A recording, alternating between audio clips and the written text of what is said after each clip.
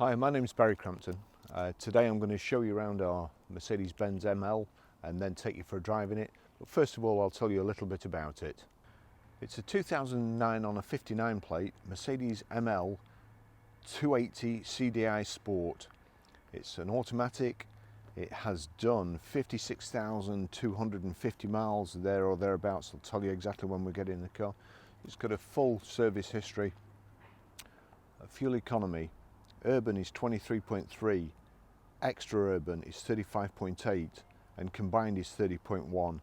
A 0 to 60 time of 9.8 seconds, a top speed of 127 miles per hour out of a 190 brake horsepower 24 valve engine. 6 months road tax is £305.25 and 12 months is £555. It was first registered on the 2nd of September 2009 and it has an MOT until the 7th of April 2020. So that's the details on the car. I'll just show you around it now. At the front here we've got the big kind of Jurassic Park grille there, xenons, front fogs, parking sensors, got the big 5 double spoke alloys. Here we've got kind of a built-in contoured side step, power folding door mirrors. We've got the roof bars there, the brushed aluminium around along the bottom edge of the windows, rear privacy glass. Car hasn't been cleaned yet.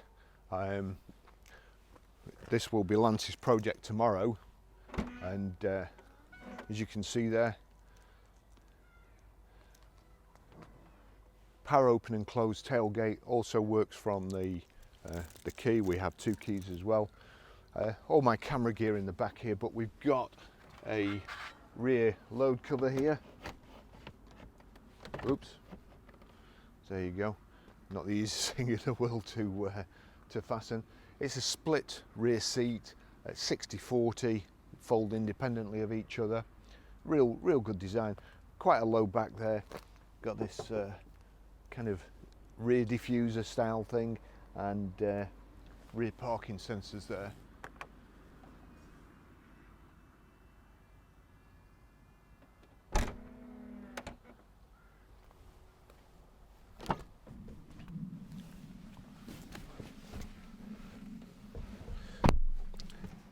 Quite a lot of room in the back. Certainly when you put the headrest up for an adult, so you can get your shoulders all the way back. There's 2 kind of cutouts here for your knees, which I find a little bit strange, but I did spend a brief amount of time in the back of one of these when they first came out with 2 of the fattest salesmen I've ever seen in my life. So there is, I can testify that there is plenty of room in the back, even when you're going down 45-degree slopes and along the side there, and we're all leaning over. So it's comfortable to be a passenger in. You've got airbags in the B and C pillars. You've got things here for kind of a cargo net that you can fit extra. Perhaps stop your dog getting all the way through, but still having the run of the back here. Nice brushed aluminium insets here. It's Mercedes-Benz fit this stuff called Artico leather. I'm assuming the idea is it's better for the planet, but apparently it's also harder wearing than leather and easier to clean. Whether that's true or not, I don't know. And it's also got the Alcantara centre panels. Now, certainly Alcantara it looks good. It's probably nicer to sit on than leather, more comfortable. It's not cold in the winter and it's not too hot in the summer. We've got Parcel Nets here. Nice car. The Mercedes-Benz heavy duty overmats. Lovely in the back here.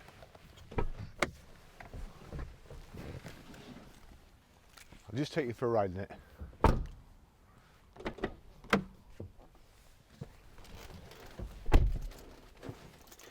We have the Mercedes-Benz remote bladeless key there, which goes in, is recognised on the dash.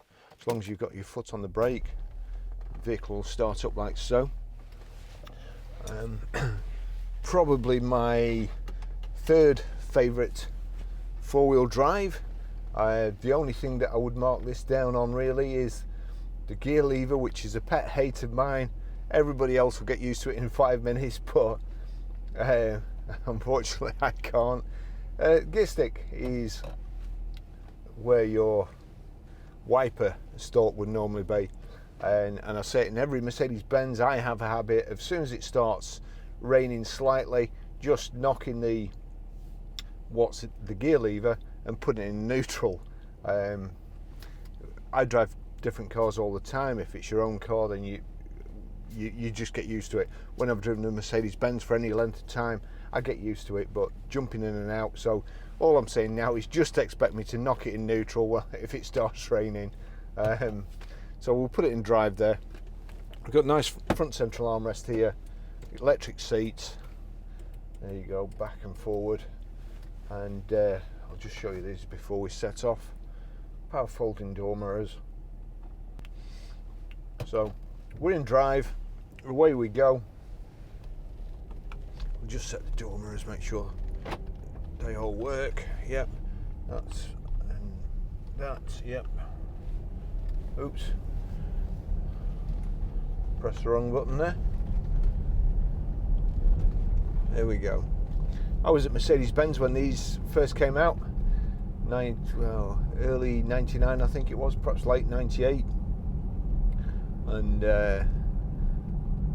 they sent us, as they always used to, they sent us on a training course and sent us out in these things on a, well, it was like an assault course. And first time round, a professional driver, and I'm not kidding, we were driving along a bank like so. It was just unbelievable that it would stay on its wheels. So just on ordinary roads or going through a bit of shallow water, I think you're safe. We're just coming into the winter here in the UK, and it gets a bit naff around here.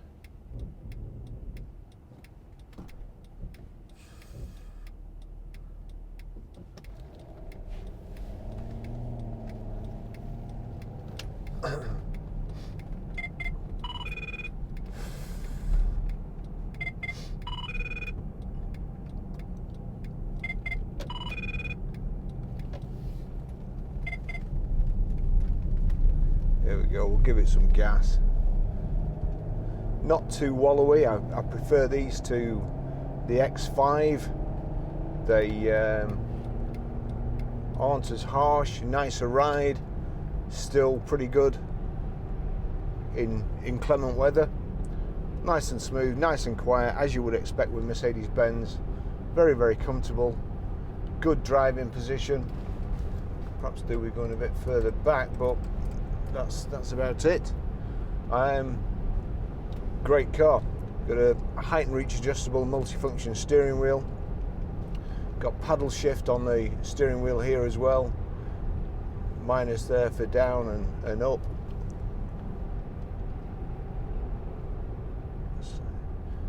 Cruise control and also speed limiter.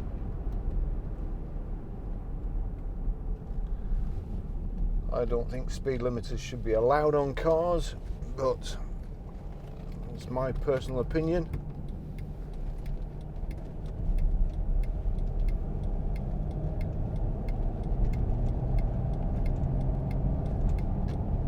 People always have a go at me for putting cars in neutral when I'm in a manual and I'm coming up to a roundabout. The same people that will go and put a speed limiter on and if anything happens and you need to accelerate, the first thing you have to do is knock your speed limiter off. So as I say, I personally think it's one chance in a million, but I wouldn't like to take it. Really nice outside, been very, very well looked after. I've probably already cut the service history into the video if I've remembered, and I don't think it's wanted for much, this car. All the tyres are good. We'll go past the maintenance guy.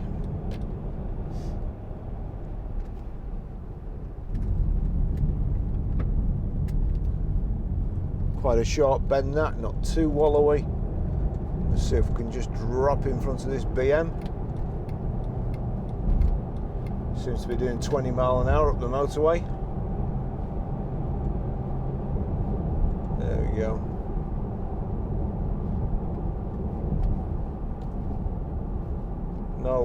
No wheel wobbles or anything. We'll just try the brakes. If the lights change here, yeah, there we go.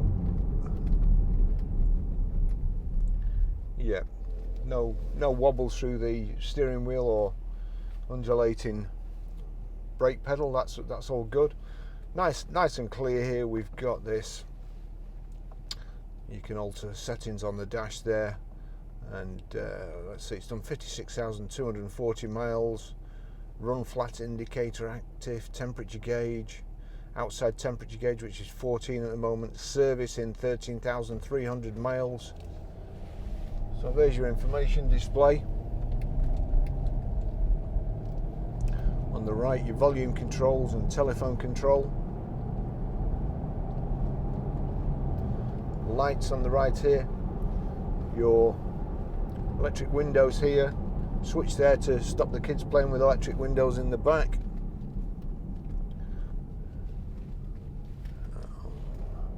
We're clear here.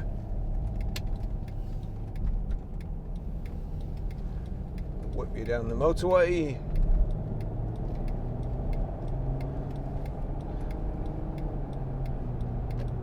Now, it's strange how things come about, really.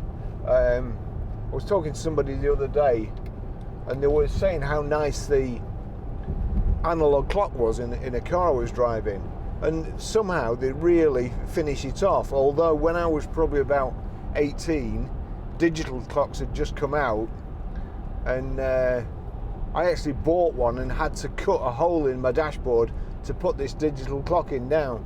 And I look on here, and a nice clean analog clock in the left hand, in the speedo there. That's really nice. And then here on the radio, it almost looks like they've tried to make the radio look like an old Radiomobile Crackle-master of days gone by. It's even to the extent it's where the display's faded and gone kind of like old paper. But it's all nice, all nicely set out as you would expect with Mercedes-Benz. Nothing too fancy. We've got heated seats here, 3-position heated seats. So let me just that's cruise control. We'll just take it up. Oh, just take it up to 70 there. Hopefully we're in top. We're doing 2,200 and perhaps 2,300 revs there. It's dead on 70 miles an hour, and I like the way the Mercedes cruise control goes up to in increments and went up to 70 there. So that's really, really good.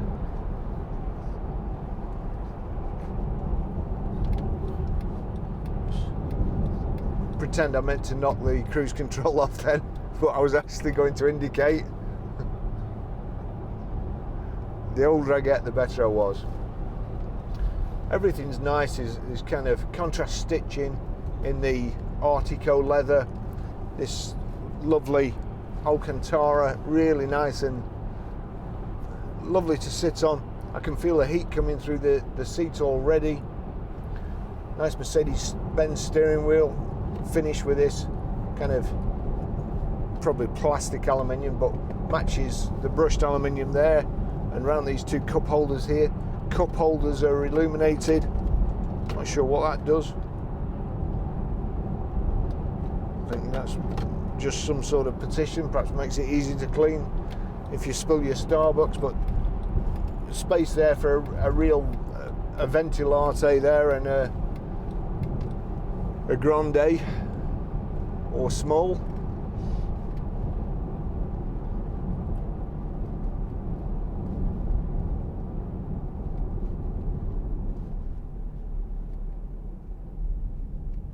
everything that's on Mercedes-Benz, God, shocking drivers, everything that's on Mercedes-Benz now in the new cars usually ends up on other cars in future. The only thing I haven't really seen end up on new cars is this gear stick. Everything else that they've ever invented, ABS and so on, has always filtered through. Nice steering. There you go. Put my foot down there. Clip all the grids. So, really nice driving position. You can see over the road here. There's a bump in the road up here, and you can still see over, and you know where it's going. Whereas if you're in a saloon car, you really can't see back there.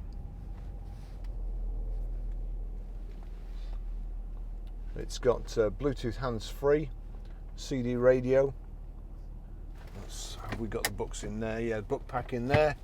We've also got a load of invoices.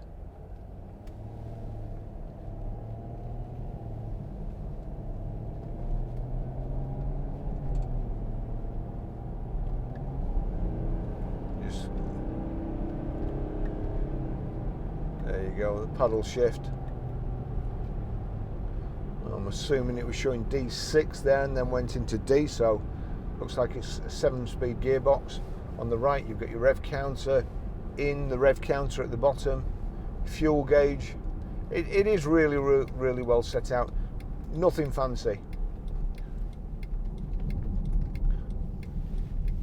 I also remember way back when I was selling Opel Asconas, Opel Records, and we had the Monza and the Senator came out, which were fantastic cars. They've got electric sunroofs, electric windows and so on. And some chap brought a Mercedes E200 in, I think, and it was what we would refer to as a bogo spec. A lot more than the Senator or Monza, and it had wind-up windows and nothing else. And this huge steering wheel. It really was like a tank. But no doubt that car is still going round now. And that's the good thing about Mercedes-Benz.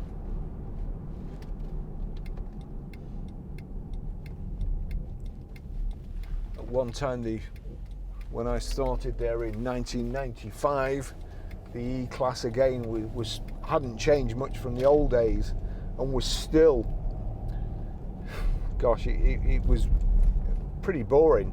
My first demonstrator was an E200, and they were just being the last of the old shape E-Classes before the new kind of twin sort of headlight Mercedes E-Class. And it was a lovely car, but it was just like driving a tank. Nothing to it, just went straight. There was no real feel to it or anything, and they were kind of an old man's car. And in a couple of years, they brought out the new from the 190, the new C-Class, the new E-Class, the M-Class, and then the SLK, the new S-Class, the new SL, and all of a sudden they were transformed from a kind of an older man's car to, then they brought out the A-Class, which, what they were trying to do was they could get drivers from about 40 onwards and keep them right the way till they died, but they wanted to catch the youngsters in the family, so they brought out the A-Class, and then of course the SLK and so on. So now you can buy a Mercedes-Benz when you're 17, and just there's a car for you right the way until you croak or give up driving. Personally, I do like the M-Class. We sold a lot of these when they came out. Such a lot of people bought them, and this one being a diesel, obviously, is a lot better than the 320s that first came out. The diesel, when the diesel came out, it was actually faster than the petrol, but did a lot more miles to gallon. And I was sales manager when these came out, and I ordered all the first ones, to make maximum amount of money, which we never sold them over list, which a lot of dealers did, but we did order them, or I ordered them with a big spec. And one of them, the things that I ordered for the first few, was a fuel gauge, and it was up here, and it was in US gallons. And when you looked at it, it scared you to death, because it used to say about 13 miles to the gallon. So I soon stopped ordering with them with a fuel indicator on it. But the supercars and the people who bought them, they weren't worried. They just wanted a Mercedes-Benz four-wheel drive. And now you see the G classes, the G wagons, and crikey. Anyway, sorry, going on a bit. I'll finish the test drive there. John's got us another lovely car. Great example. We have cut down our stock. We're trying our best to buy the best examples, but not stock as many cars as we used to. And he's done his job with this one. It's lovely. And I also notice it's got quarter of a tank in, which will mean that Johnny's claimed this for himself, and he'll be driving it. So he obviously likes it a lot. It's a nice vehicle. I'll show you how to delete a mobile from the Bluetooth audio system in a bit, and I'll show you how to pair your mobile. But apart from that, if the video's been of any use to you, please like and subscribe. It's beneficial for us. It takes a lot of time to make these videos, believe it or not, and edit them. And we at the moment we're over 10,000 subscribers, so really pleased with that, and hope to keep going. So thanks very much for watching, and I'll catch you in the next video, which will probably be tomorrow. And we've got a very, very nice little MX-5. So bit of a change from this big M class. Mr. Ball there, if you ever need a plumber, that's the guy. He's him and his wife buy cars off us, but he also does all our plumbing. And we had a burst in the garage, and we weren't sure how. There was nowhere to switch the water off. We couldn't do that, and he came in, and he was like Red Adair, except instead of an oil well, it was just he just put this fitting on the top with brute force, and then switched it off and fixed it. So I'll try and remember to put his telephone number in. If you're around Preston, he's great, and he's not dear at all. I don't know how he does it for the money. Right, that's it.